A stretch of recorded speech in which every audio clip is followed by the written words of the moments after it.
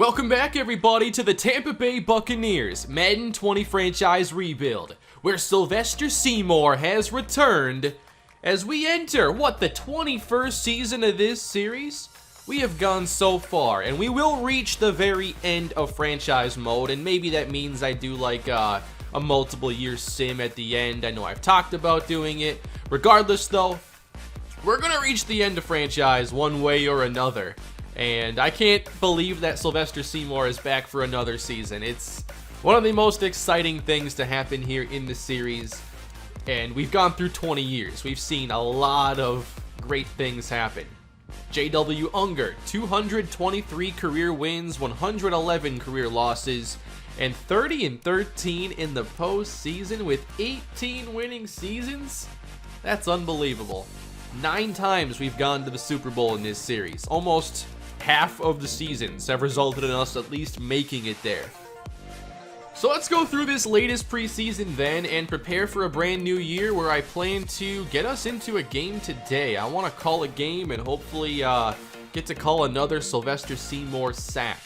Jeffrey Kitchen, though, has unlocked a brand new ability with some new development. Fearless is his X-Factor ability, which means he is unintimidated by the pass rush, and his accuracy will not be affected by that defensive pressure when he's in the zone. He has Lofting Deadeye, Anchored Extender, Clutch, and Pocket Lead. So basically, he's the best quarterback in the game, or pretty close. Here's a look at our numbers from the postseason, as backup quarterback Raymond Ryans played pretty well and is close to developing to a 70 overall backup quarterback. On the ground, Brendan Galloway, 5.3 yards a carry. Ellis Norton, 185 and 3 touchdowns. I'm really hoping the running game can come somewhere close to the success of last year. I don't expect the average to be quite as high. He just had so many games with long runs. But maybe he just becomes, the player that gets that Zeke Elliott production here in franchise. At receiver, Tramon Gardner, our rookie draft pick from the 2nd round, I think it was. I forget what round I actually selected him, but he was our most productive receiver. And he is going to be a day 1 starter, even over Sylvester Colombo, because I want to see him hopefully have a big rookie season. Rookie of the Year potential is always nice, and the big playability, I want to see that. So I have to figure out where exactly he's going to line up. The route running isn't really great, and that's pretty important in the slot, so I think about outside, but that's where release is a little bit weak. So what do we want to focus on with him? Do we try to develop him into a slot receiver, or work on the stuff on the outside? What I'm thinking right now is we're actually gonna go with route runner. I know physical is lower, but I kind of want to play him in the slot and see how he does there with the great speed. That role's been very productive for us in the series, and I'd like to see him play it. If that doesn't work, though, then it's probably going to be Sylvester Colombo who ends up getting that spot. He is a better fit for the slot, especially right now, so all this is subject to change if things don't work out. With Colombo, I am going to go route runner with him. I don't know if I'm really doing the right stuff here with my wide receivers because Colombo's a better fit for the slot right now. We'll just have to see it play out. Regardless, though, going route runner for Gardner isn't a bad idea anyway, so we'll just have to see how it plays. Sylvester Seymour is back. Big preseason. Casey Dean, 2 sacks. Dempsey had 2. And for interceptions, Brandon Hurst, 2 more playing that nickel role, and then Deshaun Dotson, 2 more picks for him. Let's get to upgrading Randy Dorsett, and we'll work on his run stopping this time around. Get that closer to a 70. Still get a little pass coverage in there. Can't wait to see where his development can go here in year 2.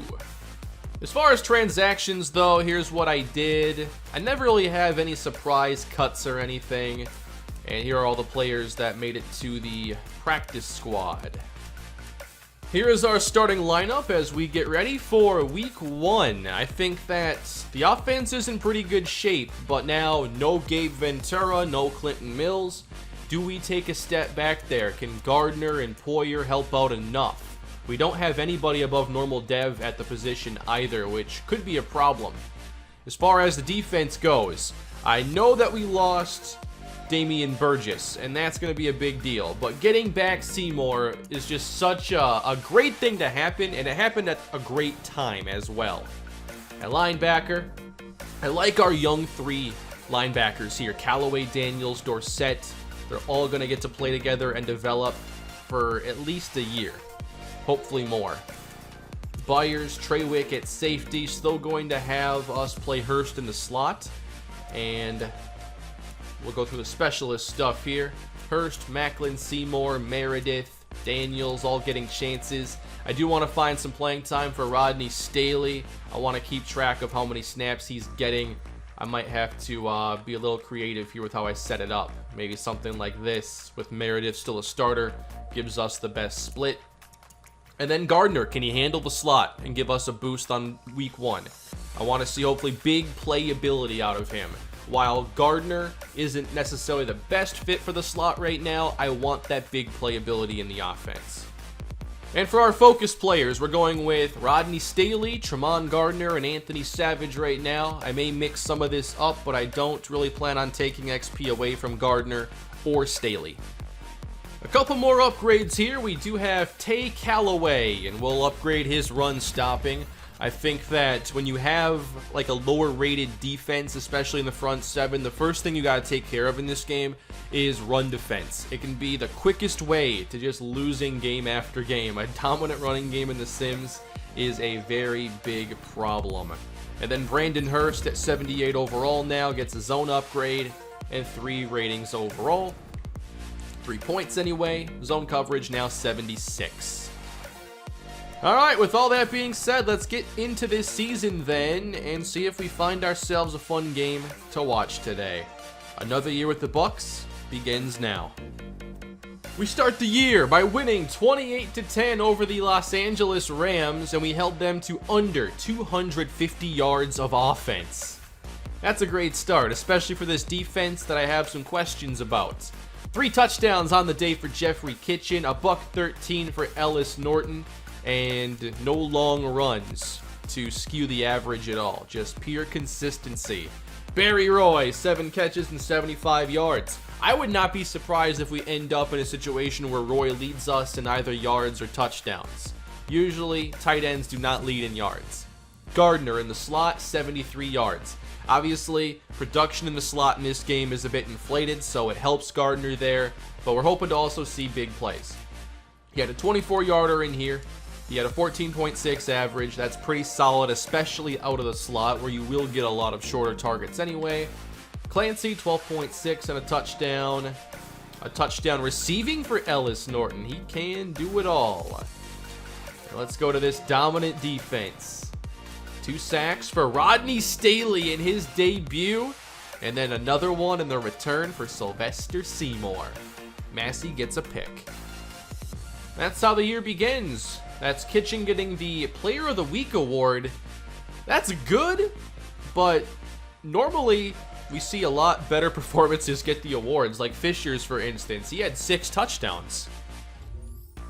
Rookie Rodney Staley, after his 2-sack performance, gets the upgrade in +3 finesse moves. I do like going kind of balanced here, developing pass rushers now, but considering he has normal dev, I might go all into finesse this year just to maybe try to get Rookie of the Year or something for defense, and then start to come back around to power moves. Quandre Burgess signed off our practice squad. He was one of the better players I had signed there, so he's now with Kansas City. That's another win for Tampa Bay, and now we hold the Falcons to 213 yards. No one moved the ball very well, as Kitchen had 2 touchdowns, but also 2 interceptions. We didn't run the football all that great, 68 yards here for Norton. He did catch the ball, though, for 55 and a score. 51 and a touchdown for George Poyer. And a few catches here down the list, but not very much production here for the offense. The defense, meanwhile, 3 sacks for Macklin. Lehman had 2 for the Falcons, and then Dean and Trawick get a few. Trawick also picked up our interception today. Sylvester Seymour's back. And he's upgrading as well. 84 overall. There we go. Speed rusher. All kinds of upgrades here for the legendary Sylvester Seymour.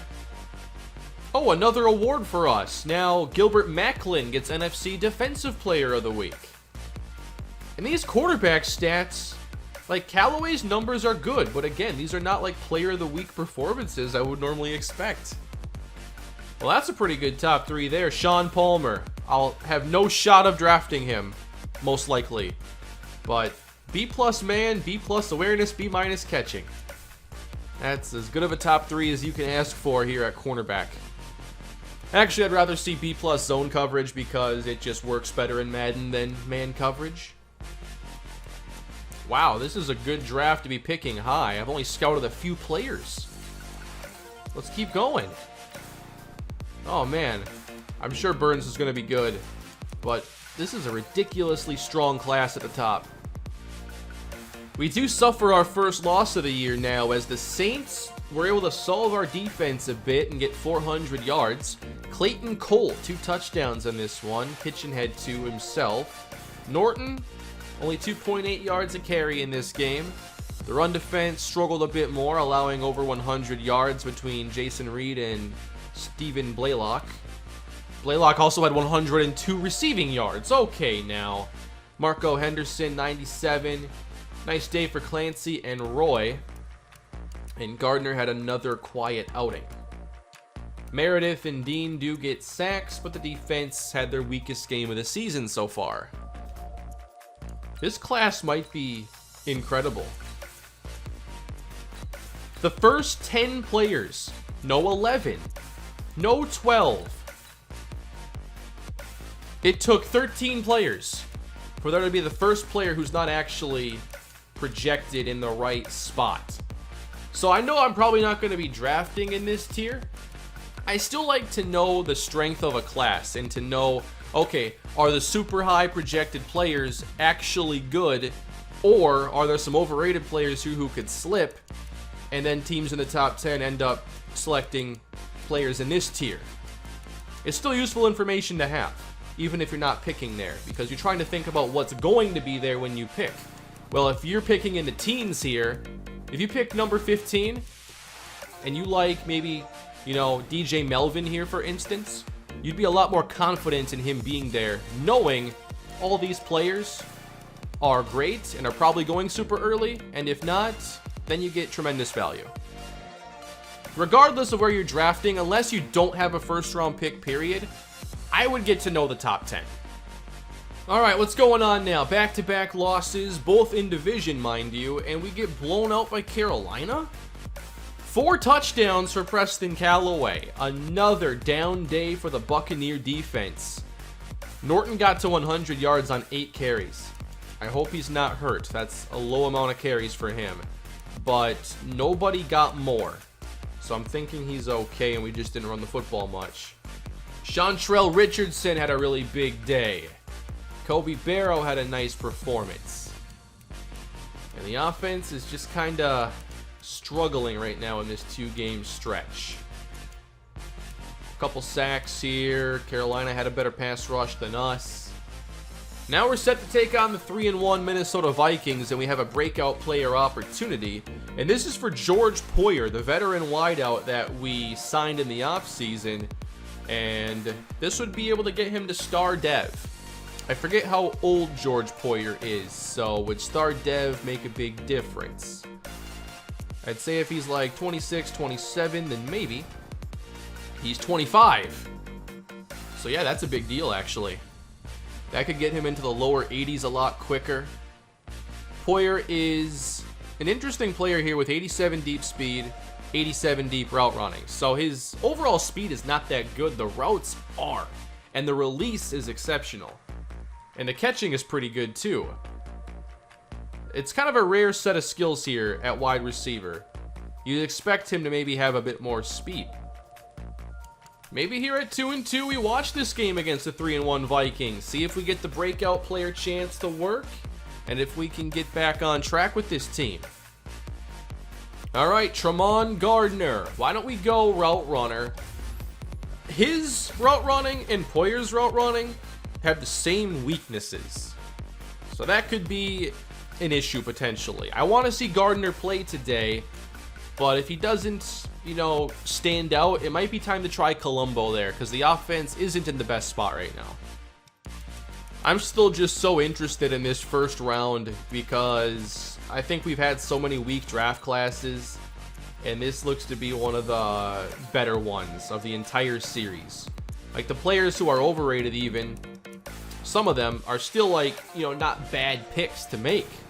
Maybe not first round players, although Casey Connor, B+ power move, if he had a good combine, I'd still say, you know, maybe worth the first round pick late. But yeah, I think that this is a really deep class here. And this still gives me good information, not picking high. Or maybe we do, and now I know that it's really strong.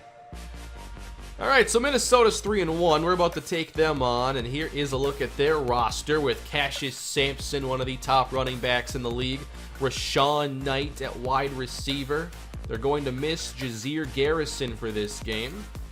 And their quarterback is Maxwell Burbank, the reigning, defending MVP, who we have faced in the postseason before in this series, and whose breakout campaign really came out of nowhere. You know, let's go to these awards. Pro Bowl MVP. They're also missing the number 2 wide receiver, Thurman Marion. So, wow, and their 4th receiver, Julius Anderson. A lot of injuries here for this offense. You definitely hope our defense can defend the pass a lot better. Here we go! From Minneapolis, we have the Vikings and the Tampa Bay Buccaneers. We started out 2 strong performances and now 2 really weak ones. What direction is this season headed here as we close in on the trade deadline? I actually can't believe the trade deadline was week 6. Not even that long ago. Like, I think it was around 10 years ago. Maybe with the last CBA or something it changed. But having to figure it out after a month, like 5 games, that's tough. I still imagine we're going to be, you know, having a good year, but I don't know that for sure. And we had a lot of change in the offseason, so this was always a possibility. So a pretty big game today. If we lose, I mean, 2-3 is a big deal. And I think Carolina's off to a really strong start. Hopefully we get an update on them soon. Well, let's get this underway. Minnesota will start. A quick little bubble screen on first down. That will go backwards because they're not very good in this game. They'll run it for the first time. Sampson makes a move, and he's very close to the first down marker, getting 12 yards. I know our run defense will be challenged, but I mostly want to see the pass defense rebound. 3rd and inches for Burbank, and that's complete for a first down. This team is missing their top tight end and 2 out of their top 4 wide receivers. 3 receivers on the field for Minnesota against the pressure. Burbank can't get away from it. And LaCambrick Massey, that might be the only sack he gets in his career. Those boundary corner blitzes, I don't even like calling them. But sometimes you get that 1 in 100 where it all works. The slot corner blitzes, those can certainly work. And I get sacked by those all the time. 3rd down and 15 now for Minnesota. 4-man rush. Burbank looks to take off. He's got a bit of space. All the way outside to the 49-yard line. That wasn't bad. But it also wasn't a first down. We're going to start our day backed up here inside the 5-yard line. And here is Jeffrey Kitchen under center, getting us going. Kitchen from the end zone. Downfield, and it is caught off the tips. Multiple. I didn't count how many there were, but that is Godwin on the catch. Adrian Godwin. That was a ridiculous play. Here's another look at this wobbler that is out of the hands, tipped by at least 3 or 4 defenders. There you go. That's how we drew it up. Got the most advanced playbook in the game. 1st and 10 now at the 20. Kitchen back to pass and checks it down for a short gain. spreading out this Minnesota defense, and the motion man here is George Poyer. Kitchen outside, that's the corner route, there it is! That's Tremont Gardner on the reception, and that is what Gabe Ventura made a career out of, that exact route. Now with Gardner, he's not getting separation with his route running, it's going to be all about speed with him. Created plenty on that play. Good start to this drive. Now we got some motion, and that is Colombo. As this is going outside again for the catch. Gardner, again. Corner route, first down. I hope we just keep calling those. Blitz handled, and the catch is made. George Poyer. Again, he needs 2 touchdowns or 100 yards. And he's not a speedy receiver, so I'd have to think he needs like 8-9 catches to get there. I don't expect too many big plays from him. Although anybody can pull it off with the right setup. That's complete now for a gain of a few. In field goal range here, but I don't want to kick.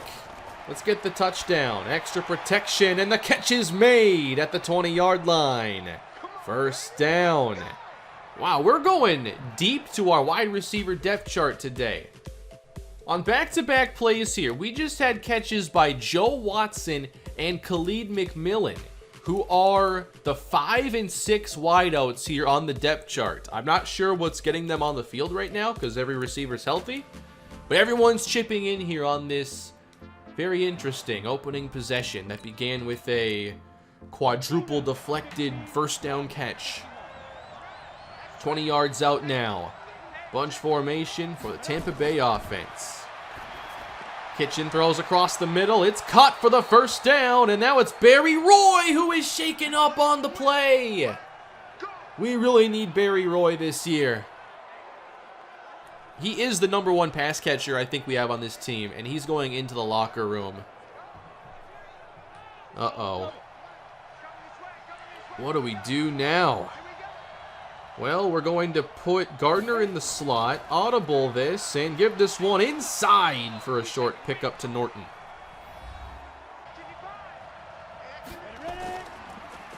Another one. Norton, nowhere to go. He is stuffed. Those were his first 2 carries. Surprised he didn't get involved more earlier, but now we got to throw it from 4 yards out. 3 receivers in the game. Can Kitchen make the throw? Back in the end zone! Count it! Touchdown, Jamal Clancy! Buccaneers on the board first.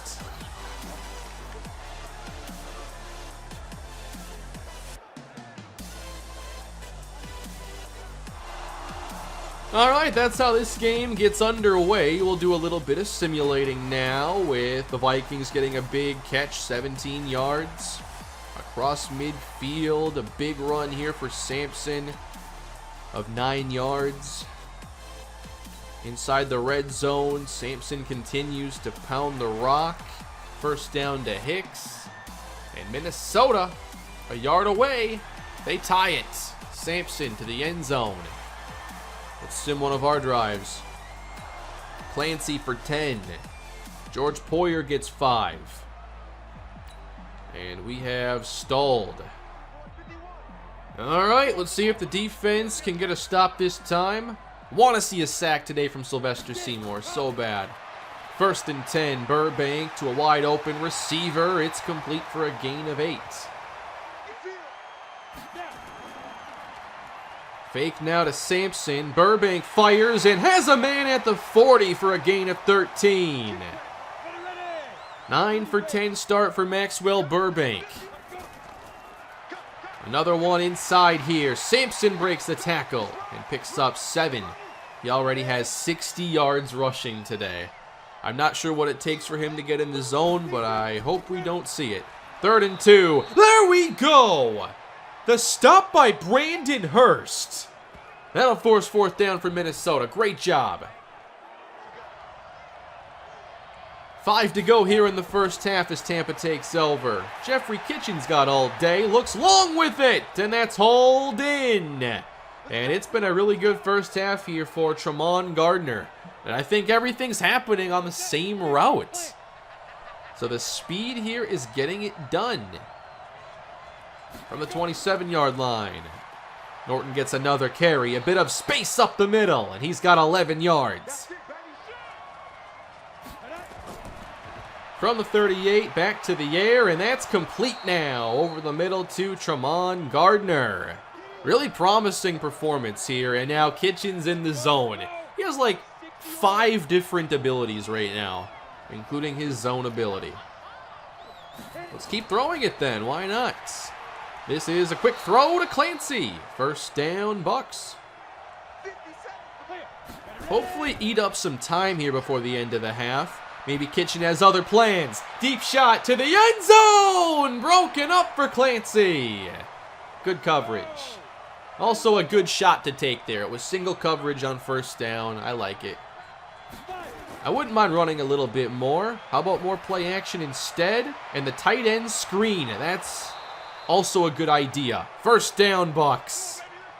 And obviously Barry Roy isn't back out there, so Adrian Godwin is now the #1 tight end. I always try to have a good second tight end on the roster, and I'm glad we have Godwin. Kitchen with the rush picked up is on target again. First down. I actually need a number guide here for our team. It's changed so much. And we have injuries and whatnot going on now. Run the football. No? Okay. Kitchen on first down, has time. Looks toward the sideline and connects again. Tremont Gardner. I'm not tired of this. All right, who's going to score the touchdown now? What do we want to do? Throwing again. Kitchen's got time. Steps up and fires out of bounds. Tried to get Gardner. I'm telling you, though, for clock management purposes, please run inside zone here. No, okay. Kitchen to throw again. Dumps it off to Norton. And he spins after hitting the sideline. No! 4 yards out. Come on. What is this formation here? This pistol trips. 3rd and goal. Kitchen. Touchdown! There it is. George Poyer. He gets another one of those and he gets star development along with it. Touchdown, Tampa.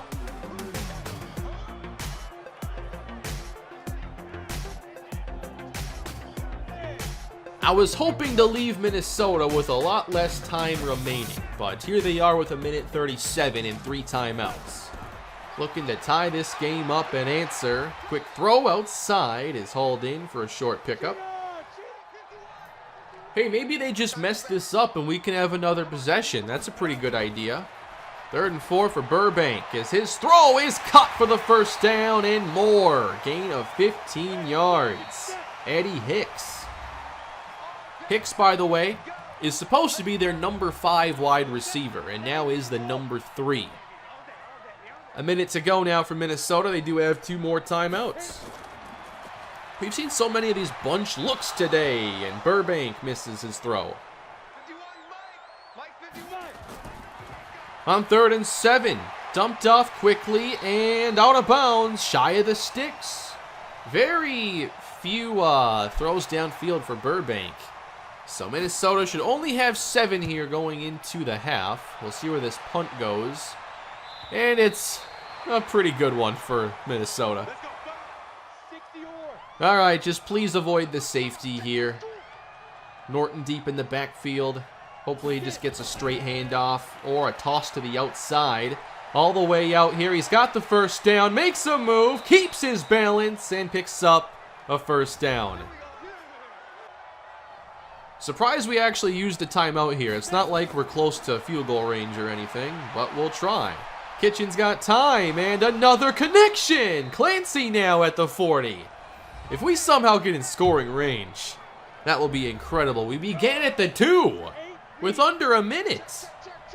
Teams would be happy just going to halftime. But not us. Not the championship Buccaneers here. That's broken up. So that's a lot less separation than for Gardner. But he's had a lot more wins than losses there, that's for sure. 24 seconds to go. A lot of time. Kitchen gets it away. And that's going to be a gain of 2. Just throw a shot down the field, please. 25 passes to 5 runs. Just let this be a shot. Here's Kitchen. Outside with it. It's caught. And spinning out of bounds is Gardner. Saving that last time out for us. Great play by the rookie. One more and we can kick a field goal potentially. I wouldn't mind going to the end zone though. Kitchen's got time. This is incomplete for Godwin. Let's get more points here. Quick throw and a first down. Timeout. I can't believe how well done this was. The CPU in about 40 seconds of game time moved from the 2 to the opposing 27. And we get 3. That was pretty cool. Let's get into the second half now, where Tampa's up by 10, and they go 3 and out to begin the second half. We'll sim a little bit of Minnesota's, maybe get us closer to the fourth quarter. And Sampson's getting a lot of yardage here. 6 more yards. 46-yard touchdown. Minnesota makes it a 3-point game again. How do we respond to that? Can Norton take it to the house? No, it's intercepted. Minnesota takes over. And they end up stalling and tie the game at 17. All right, this is turning into a pretty good game now. Basically a brand new bowl game. As Kitchen takes over and throws outside. This is complete to Clancy for a solid gain.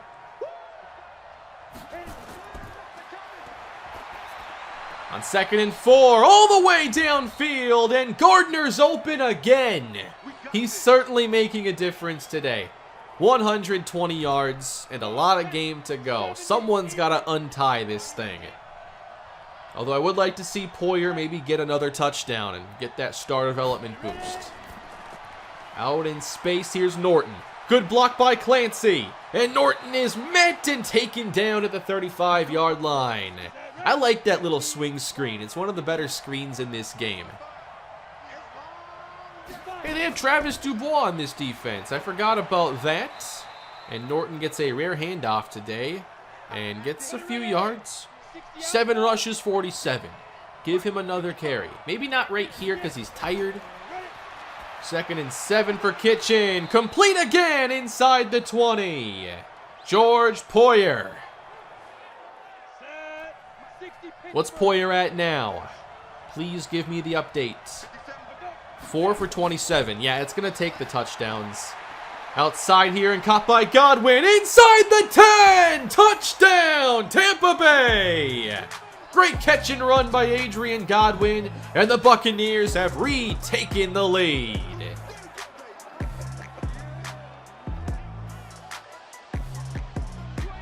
This one's pretty intense here. We really need this victory too. 31 seconds to go in the third quarter. And Sampson is met and stopped.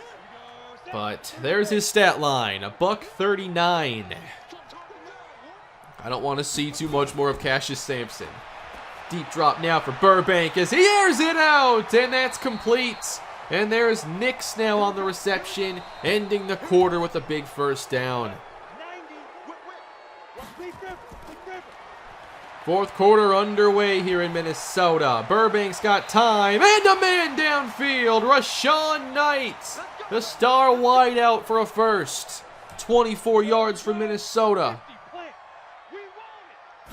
Knight the motion man on 2nd down. Burbank completes to Sampson. We haven't really seen much of pass rush impact on either side. Both quarterbacks getting very clean pockets today. 3rd down now for Minnesota. They need 4. And Burbank completes. Eddie Hicks, again, their number 5 wideout. First down. And a really solid performance. This is how players, have these big moves in their ratings, though. They get shots and there's systems in place to get them somewhere. There we go. Pressure from Dean. Sacked at the 26. All right, got him backed up now. Burbank takes off and slides near the 20. Lost yardage recovered, now 3rd and 10. We gotta get the stop here. Empty set for Minnesota. And we bring pressure. Burbank has the pass broken up, intended for Sampson.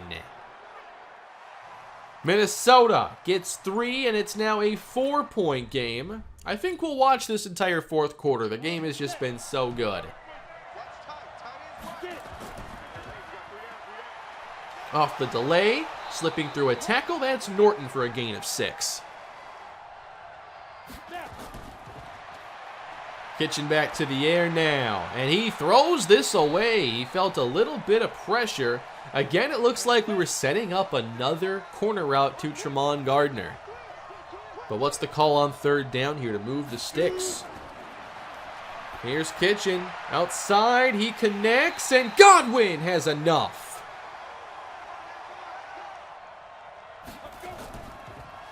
Back to the running game. Here is Norton inside with a strong run again. I'd like to see him, when he's playing this well, get more carries. This is a weird game. 6 minutes to go now. And a fake to Norton. Kitchen will now throw it to him, and he's got the 1st down. We have literally passed the ball 40 times to 10 runs. That's a little ridiculous. But Minnesota is still ready for it somehow when we do choose to run again. How is that? Minnesota has us in a good spot. 3rd and 10. And some movement. I think that's on the Vikings. It is. Gotta get 5 here on 3rd down. And now it seems like Kitchen is not responding to pressure very well. 2 throwaways on this possession, and Minnesota's getting this back. They have a lot of time, too. Here are the Vikings starting at their 20. 4.5 minutes to go in the game. Motion man is Nix. And on 1st down, aired out and complete. That's Knight to the 35. 3-man rush here for Tampa Bay, and the pass is hauled in by Eddie Hicks for 6 more yards. Minnesota's had a much different approach from us. They've been very balanced. And now a soft cushion defending the screen. It's actually a good call there. Imagine if the CPU could audible to that, though, with that look. That'd be the next level. Under 3 to go. Burbank takes off across midfield, following blockers into Tampa territory. Gotta be ready for him to take off. He's really good at that. 2.5 minutes to go now. Minnesota driving. A field goal does them no good. Pressure handled and wide open. That's a catch inside the 20. Come on, Tampa. We got to play some defense here. Sampson running inside. He's wrapped up. Not much. Good play, Dean. 14 yards away with Sampson in the zone. Burbank takes off. 1 man on the outside. He's wrapped up. Well played. That was Brandon Hurst on the big tackle. 3rd down now for Minnesota. Burbank dumps off for the 1st down. It's goal to go Vikings. Clock down 1:02. Snap to Burbank. Running in the middle. Sacked by Seymour. There it is. But we need more. 9 yards out. Off the fake. Burbank. Trouble. He's sacked again. Now by Macklin. 20 seconds left. Minnesota has timeouts. They're not using them. Pressure again. Outside and caught. It's 4th and goal. They're running this clock down. They will win or lose on this possession. It's not even bad they didn't use their timeouts. They didn't have to necessarily. And here we go. Vikings basically for the win. Gotta get 6 yards with time. Burbank caught for the touchdown. Number 5. He's wearing a single-digit number. Who is Sweeney? It's his first career touchdown, and it could be a game winner. That coverage is so tight. It didn't matter. We only have 10 seconds to respond. Unbelievable. Minnesota has dealt with multiple injuries, and they're missing 3 pass catchers that would normally be playing. So who made the game-winning play? Who is Sweeney? He's a quarterback. Are you kidding me? Aaron Sweeney, the rookie quarterback, lined up at receiver and caught the game-winning touchdown. With 32 catching! Are you kidding me? A backup quarterback. This is unreal. Obviously, just watch to the end of the game. Wow. That's the kind of thing that usually happens to the Vikings. That kind of heartbreak. But now Tampa Bay, unless they pull off a miracle, we're going 2-3. We don't have any plays designed to get 69 yards, but that is what we need. What do we got? Our only shot right here. Kitchen airs it out as clock expires. Oh, man! It's over and the Vikings win! If Poyer catches that and runs with his 87 speed, oh, man, it would have been electric. Instead, the Minnesota Vikings pull off the comeback in improbable fashion, and the Buccaneers have lost their 3rd consecutive game. 135 episodes in, and we still have found a new way to lose. Kitchen had a pretty good game overall. Didn't like the last possession a whole lot, but, I mean, we had ourselves in position to win. But Minnesota got the drive, and I think we are seeing, significant regression out of the defense now. Well, this was an interesting episode for sure. I might even scout the entire first round here because there are just so many good players. Alright, maybe some of these late first rounders are a lot more overrated. But I think I want to sim one more game. I'd like to have one more game of information with the trade deadline close. Because if we're 2-5 or whatever it is at the deadline, it might be time to make some more moves. Well, we're going to end the episode here by defeating the Chiefs. It's 19-17. Not a spectacular day for the offense at all. Gardner was our leading receiver again. Oh, Barry Roy's back. I forgot to check on that, but obviously he's back. That's tremendous news for us. Maybe I'll sim the next game too, because while we're 3-3, who knows where our season is going? Check out the division. 6-0 Carolina, 5-1 New Orleans. That's who we play next. Only one more game until the trade deadline for us, so let's go through it. We'll have a shot, by the way, to do some upgrading here. Back in high school and college, a lot of teams use me primarily as a blocker, but I've always considered myself a receiving threat. Barry Roy has a shot to go to superstar. New injury after week 6. George Poyer will miss the next 4. So Colombo's going to play, and so is Gardner. They both get their shots now. All right, that's a big win over New Orleans. So the winning streak, or the losing streak is over, and we now have a winning streak. We're 4-3 entering the trade deadline. So I don't think we'll be making a lot of trades regardless. But what do you think we have to do to fix this season? Because I think we're going to have to go on a nice run here if we want a shot to win the division this year. Carolina's 7-0, and if they defeat us, it might be a wrap for our division hopes this year. A lot to think about after this episode. So leave your feedback down below. I hope you all enjoyed the video. Definitely a jam-packed one. I expect this will be a larger episode. A lot went on today. Hope you had a good time. Please leave a like and subscribe. And as always, please leave your feedback, and I will see you in the next episode. Have a great day, everybody.